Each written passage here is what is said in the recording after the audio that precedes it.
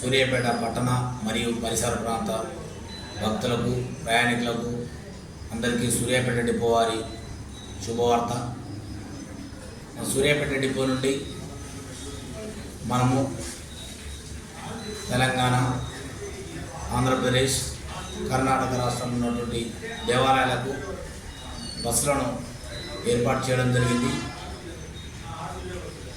ఇప్పుడు మనం ఈ నెల వచ్చే నెల 1వ తారీఖు నాడు వైజాగ్కు ప్రత్యేకమైన యాత్ర బస్సును ఏర్పాటు చేసినాము. ఈ బస్సుకు మనము పెద్దలకు 3400, చిన్నపిల్లలకు 1800 రూపాయలు ఛార్జీలు వేయడం జరుగుతుంది. అదేవిధంగా మనము ఆర్టీసీ డ్రైవర్లు, అనుభవస్తున్న డ్రైవర్ని, ఆ రూట్ మార్గం తెలిసిన డ్రైవర్ని అన్ని రకాల సౌకర్యాలతో పంపించడం జరుగుతుంది. కావున మన సూర్యాపేట పట్టణ మరియు పరిసర ప్రాంత భక్తులందరూ కూడా ఈ అవకాశాన్ని సద్వినియోగం చేసుకోవాలని కోరుచున్నాం. మరి మన డిపో నుండి దూర ప్రాంతాలైనటువంటి విశాఖపట్నం మరియు చుట్టుపక్కల ఉన్నటువంటి అన్నవరం, మరి సింహాచలం, శ్రీకూర్మం, తర్వాత అరసవిల్లి, మరి మొదలైనటువంటి దర్శనీయ స్థలాలకు వాటికి బస్సెస్ నడపడం జరుగుతుంది మన దగ్గర నుండి. దాన్ని సూపర్ లగ్జరీ బస్సు 1వ తారీఖున మనం డిపో నుండి స్టార్ట్ అవుతుంది.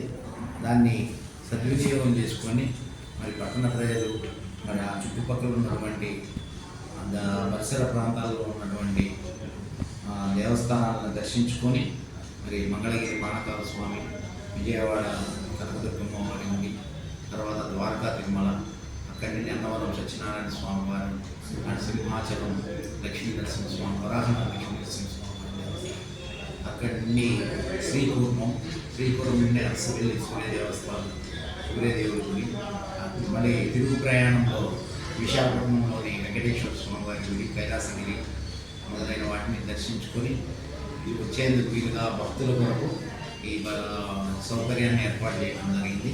కావున ఇటువంటి సౌకర్యాన్ని సద్వినియోగం చేసుకొని మరి ప్రజలందరూ మరి దేవస్థానాలను దర్శించుకోవాల్సిందిగా కోరుతూ, మరి పెద్దలకు 3400 రూపాయలు ఛార్జీని నిర్ణయించడం జరిగింది.